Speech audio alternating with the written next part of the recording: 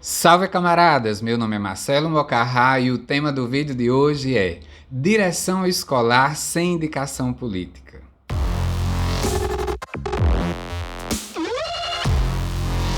Bem, gente, no último debate da Band, Ciro Gomes, como nos debates da TV dos candidatos à presidência de 2018, ele novamente foi o único candidato, inclusive o único dentre os candidatos do campo à esquerda progressista, que defendeu que no seu governo, caso ele fosse eleito, ele iria acabar no Brasil com o cargo de direção escolar através de indicação política. Ele vai dar uma sólida formação pedagógica, uma formação para a pessoa se tornar um gestor escolar de qualidade, eficiente, né, aos moldes de seu Programa Nacional de Desenvolvimento, e que eles também terão um concurso público, né? Ou seja, ele vai selecionar os melhores, aqueles que foram aprovados num processo seletivo, né? Tornando mais democrático a gestão das escolas. Ciro Gomes alega que, com a indicação política, a maioria dos nossos diretores, gestores escolares, de nossas equipes pedagógicas que dão suporte às gestões escolares, não tem a formação específica adequada e que, por causa disso, os resultados da educação têm sido insatisfatórios. Quando o profissional não recebe uma certa formação específica para ser gestor, para ser cogestor, vice-diretor, para ser coordenador pedagógico, o que é que acontece nas escolas? O índice de aprendizagem dos alunos é menor, há mais violência nas escolas, incapacidade desses gestores de mediar conflitos, incapacidade desses gestores de motivar sua equipe de professores, incapacidade desses gestores de manter um melhor diálogo com alunos e professores. Também que muitos desses gestores assediam demais os seus professores, a quem estão subordinados, é o assédio moral, é a perseguição política. Afinal, se o gestor é uma indicação política, então ele vai querer cercear liberdades, ele vai querer, é natural que ele queira sobrepor as suas tendências, os seus esquemas de pensamento. Portanto, isso gera índices insatisfatórios para a educação básica brasileira.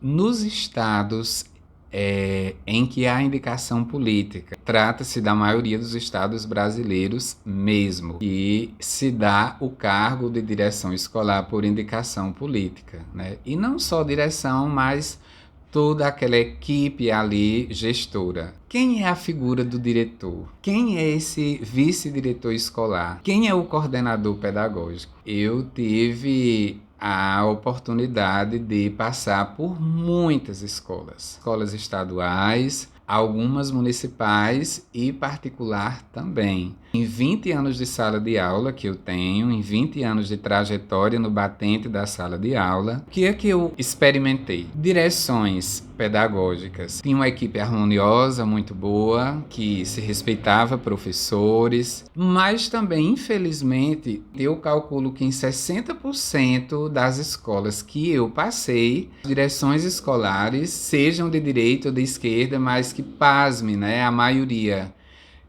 de pessoas que se auto-intitulavam de um campo progressista, de um campo centro-esquerda, com ideias inovadoras, né? Às vezes repetindo até os políticos que perseguiam bastante os seus professores, que criavam e alimentavam conflitos entre professores e alunos, davam prioridade não ao professor, né? Porque É balela isso que o professor não é a prioridade. É a prioridade, gente.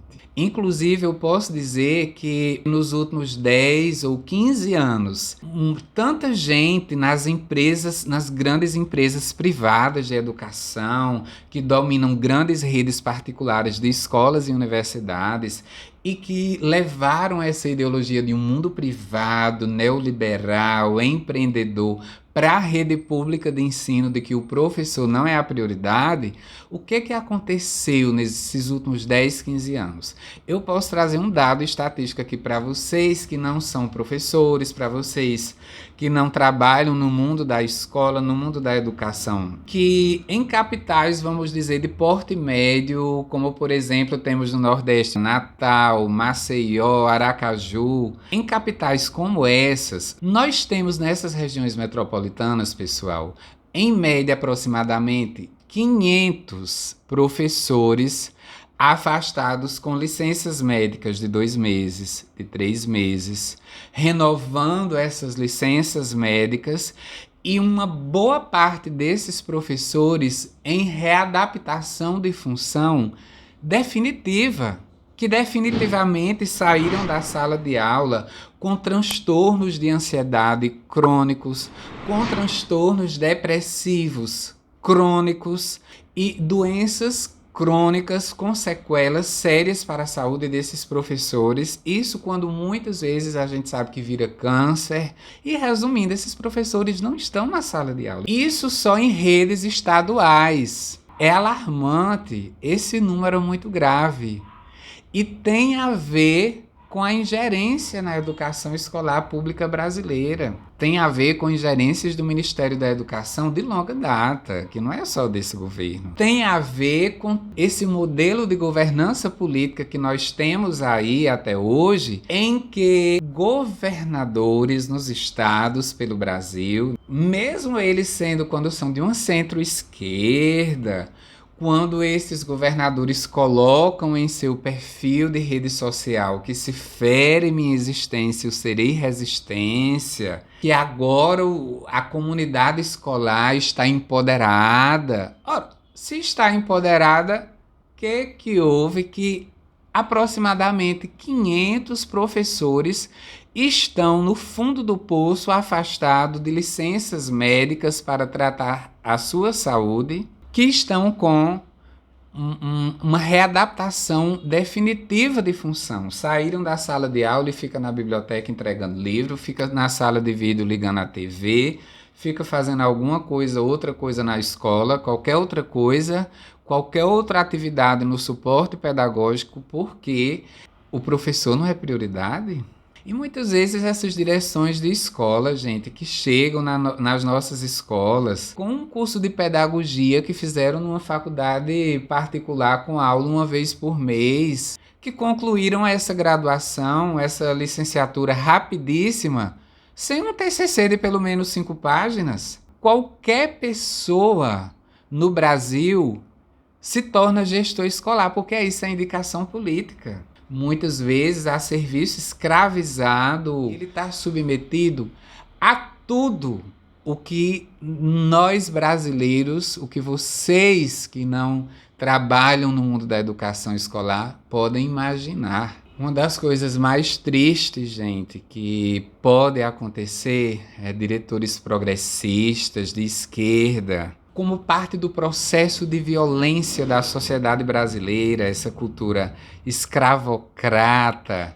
essa consciência coletiva ingênua do brasileiro de querer escravizar, de querer assediar. Vencer na vida é humilhar, é massacrar aquele que está subordinado a você no ambiente de trabalho, na consciência ingênua coletiva do brasileiro. Infelizmente, muitas vezes é isso. Quando a gestão escolar, que tem um discurso oficial de se dizer de esquerda, ela persegue com homofobia, com LGBTfobia os seus professores.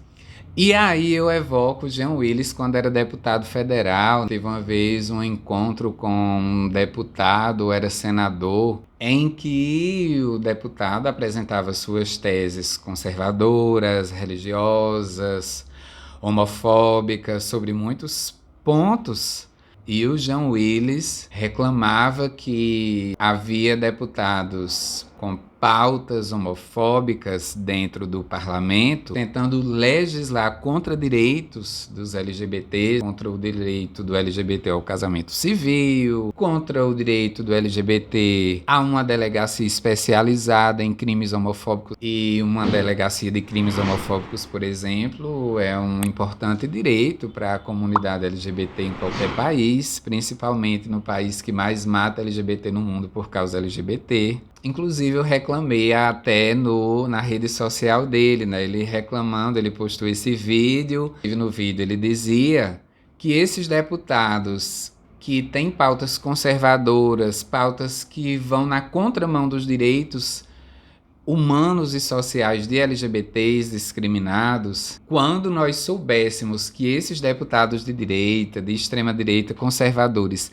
entre quatro paredes, eles têm casos homossexuais, casos homoafetivos homossexuais, que nós devemos denunciar. E eu lembro que eu procurei, eu disse, olha, mas muito mais grave, eu peço a sua ajuda, deputado federal, porque eu sou professor da rede pública, e muito mais grave é direções escolares que se dizem de progressistas, de centro-esquerda, de esquerda. São partidos que, quando tem o bastião do governo, a máquina pública de um governo estadual, da prefeitura de uma capital, seus diretores escolares, eles fazem questão, são indicação política. E que dissesse que isso é democracia, que isso é empoderamento, né? Quando eles botam o seu capitãozinho do mato para dirigir uma escola dessas, esse capitãozinho do mato, assim, escreve adesivo a escola inteira, empoderamento, agora a escola está empoderada, porque eu sou LGBT, porque eu sou mulher, porque eu sou isso e aquilo. Mas impressionante que, inclusive, quando esse gestor é até mesmo um LGBT enrustido de quatro paredes, porque aquilo que o Jean Willis disse que era para a gente ficar atento quando a gente descobrisse os políticos da direita, quando eles são homofóbicos, quando eles praticam homofobia em direção à classe trabalhadora brasileira, a quem se dirige, como se fossem até um capitão do mato, porque está ali na indicação política do governo de plantão municipal e estadual, assediando professores, perseguindo porque o professor pensa diferente, porque vota diferente, porque o professor professa uma religião diferente, porque o professor é diferente. E está ali perseguindo de todas as formas, inclusive com a perseguição LGBT-fóbica. Mas a gente sabe das puladas de cercas, né? A classe trabalhadora escuta, a gente percebe, né? A gente tem as notícias, a gente vê. É das coisas mais graves, humilhantes, da derrocada de um modelo de esquerdismo que não deu certo, que faz essas escolas não darem certo, né? A esquerda que quer gerenciar os negócios do capital, ter o carguinho político de gestor, de governador, de prefeito, são capazes de tudo, e aí com a siglinha de S de socialismo, desses vários partidos que diz que é socialismo, mas não é o socialismo dos escritos de Marx e Lenin, propondo a organização da classe trabalhadora para que ela, vivendo de forma justa, igualitária, de forma humanizada. Quanto mais eles adesivos à escola contra a homofobia, estamos empoderados, essas pessoas, muitas vezes verdadeiros capitães do mato, são os maiores homofóbicos da sociedade brasileira. Eu já vi direção escolar de pessoas conservadoras, de pessoas de direita, de pessoas que votaram em Bolsonaro e que não assediaram o professor, e que em cada reunião pedagógica já começava a reunião pedagógica dizendo que o professor era a prioridade na escola. Então, pessoal, o problema é muito maior, é muito mais complexo Não é só dizer vamos tirar Bolsonaro. Será? Esse clima de violência, esse clima, esse padrão cultural de destruir o outro, porque é o padrão internalizado, absorvido no inconsciente da coletividade, de que o outro é um inimigo a destruir, porque o outro é o obstáculo para que eu não ocupe os degraus, né, de uma ascensão social que é um projeto individual. E a sociedade ela não vai resolver seus problemas de violência, LGBTfobia, não vai haver uma política melhor, um governo federal melhor, só trocando. Vocês estão entendendo? Só assim, demonizando apenas Bolsonaro, tira ele. Que botando qualquer gestor para presidente, que vá nos governar, que vai melhorar, que não é bem assim. Inclusive, esse pessoal não se diz mais político. Esse pessoal, quando é prefeito de capital, quando é governador e presidente, o político de hoje em dia se diz um gestor. A política que vai beneficiar a classe trabalhadora é uma gestão? Não. Você não é para ser gestor. Leonel Brizola nunca se disse gestor. Leonel Brizola se disse político. Quando ele proibia a polícia militar no Rio de Janeiro de subir o morro para matar preto, pobre e favelado, ele não disse que isso era gestão. Ele disse que isso era política para, pelo menos minimamente, favorecer a classe trabalhadora local, deixar pelo menos vivo o preto e pobre da favela do Morro do Rio. Quem a gente elege hoje para governador e presidente e prefeito de capital e cidades médias não é mais um político, é um gestor. Gestão para eles é isso, é você indicar um diretor e dizer assedi bem muito para perseguir quem não vota em mim. Se for gay, se for pobre, se for excluído, se for fraco, se não for um covarde, se for uma pessoa correta, digna, é mais fácil de destruir, destrua. Destrua. Vocês podem até dizer, então, a escola pública brasileira não é pública. Não é pública. Pública era se a classe trabalhadora fosse soberana, né? Pública quer dizer do povo, era se fosse do povo. Não é o povo. Os professores são amordaçados, são reféns dessas direções escolares que Ciro Gomes denunciou no debate da Band na TV, vai denunciar em mais debates e denunciou em 2018. Eu acredito que o Brasil ele precisa de uma grande revolução para realmente libertar a classe trabalhadora de algo muito maior que não dá certo só com o trabalhismo, né, de Brizola, que a gente precisa de algo muito maior. O tema desse vídeo é denunciar para vocês, sociedade brasileira, que a indicação política do cargo do diretor escolar da parte de governos de centro-esquerda, de gente que chama Bolsonaro de fascista, que acha o bolsonarismo o fim do mundo e não tem vergonha de ver o fim do mundo, que é a indicação política dos cargos de gestão escolar e de equipe pedagógica nas escolas, com todo o assédio, com todo o massacre psicológico, ao todo o terrorismo aos professores. Transtornos neuropsiquiátricos são irreversíveis, mas que as siglas de socialista e de outros partidos que se reivindicam no campo progressista, eles que levaram a cabo esse sistema de violência e de terrorismo e de má qualidade na gestão das escolas. Alguma coisa precisa ser feita para resgatar a dignidade e o respeito dos nossos professores. A maioria dos professores, né, de 60% a 70%, se auto-intitulam, se auto-enquadram nesse campo ideológico de uma certa centro-esquerda, sou progressista, sou centro-esquerda, ou sou o socialismo daqueles partidos lá que tem a letra S na sigla de socialista, que sirva à classe trabalhadora, que faça bem a ela. Não, é o socialismo da perversidade. Né? E ainda por cima que depois reclama, né, que os bolsonaristas demonizam, diz que é o demônio, diz que são corruptos. Isso não é corrupção, não. Isso não é corrupção. E da mais alta gravidade, não. Por que não é corrupção? Por que não é? É corrupção. Aceita, é corrupção. Mas é impressionante que esse número aí de 60% a 70% de professores desse campo tá cheio nessas escolas com essa cultura de violência que se reproduz no comportamento dos professores, que eles se perdem de si, às vezes esquecem o seu referencial moral, os bons valores. Prova disso, gente, é que nessa pandemia um número altíssimo de professores com 60, 62 anos, mulheres com 55, professores que tiveram que se aposentar. No ato da aposentadoria, metade do dinheirinho que ganhava é gratificações que não se incorporam à aposentadoria e que se perde com a aposentadoria.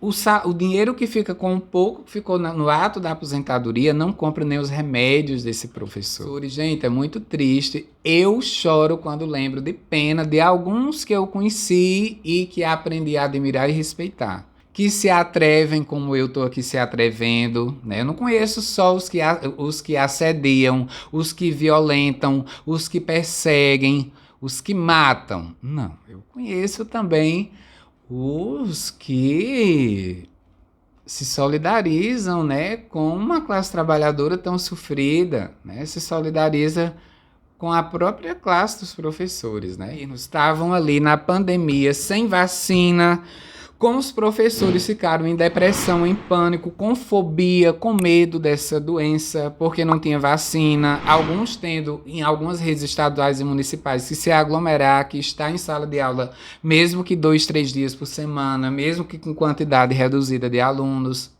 Impressionante que as gestões escolares que diziam, compreendo, professor, professores entravam para dar aula no Google Meet com novas tecnologias, a dificuldade do professor com essas novas tecnologias, a perturbação das famílias, era pânico, as pessoas morrendo sem vacina, sem primeira dose. Recebi no meu WhatsApp, professores me falaram em todo o Brasil, de professores de um campo progressista, que ainda não eram diretores capitães do mato, mas que estavam lá assediando, tocando terror nos grupos de WhatsApp de professores, perseguindo professores, fazendo pressãozinha psicológica. Os professores pediram aposentadoria com medo dos professores progressistas de centro-esquerda, anti-bolsonaristas. Qual país é esse nós queremos reconstruir do bolsonarismo? Porque eu não acredito que com 2 anos de Michel Temer e só com 4 anos de Bolsonaro o Brasil tinha tudo, em 6 anos se destrói tudo que se tinha. Não se destrói. Não se destrói. Bolsonaro afundou gravemente, ok, mas ele já existia em níveis insuportáveis e que a consciência da coletividade de trabalhadores brasileiros desse campo de progressista, da centro-esquerda, do Szinho do partido lá socialista, nunca conseguiram avançar. Tamanho grau de violência que gera, inclusive, o fascismo de extrema-direita. Então é isso, pessoal. Obrigado demais pela atenção, pelo carinho, pela consideração de vocês. Dispenso os haters, os ataques, as pessoas que não concordam comigo não precisam. Viu o vídeo, não gostou, então tudo bem, não comenta, não abre mais o vídeo quando vocês receberem, né? Seja sugestão do YouTube, seja um amigo que recomendou, seja... Enfim, não importa a forma como esse vídeo chegou até vocês. Quem não concorda com a minha forma de pensar, é só não assistir. Aqueles da classe trabalhadora que estão extremamente insatisfeitos com tudo que está aí e que desejam um Brasil muito melhor, um mundo muito melhor, é com esses que eu pretendo, né, através desse meu debate aberto e permanente aqui nesse canal no YouTube, que eu pretendo crescer. Um abraço a todos, obrigado pela atenção e até o próximo vídeo.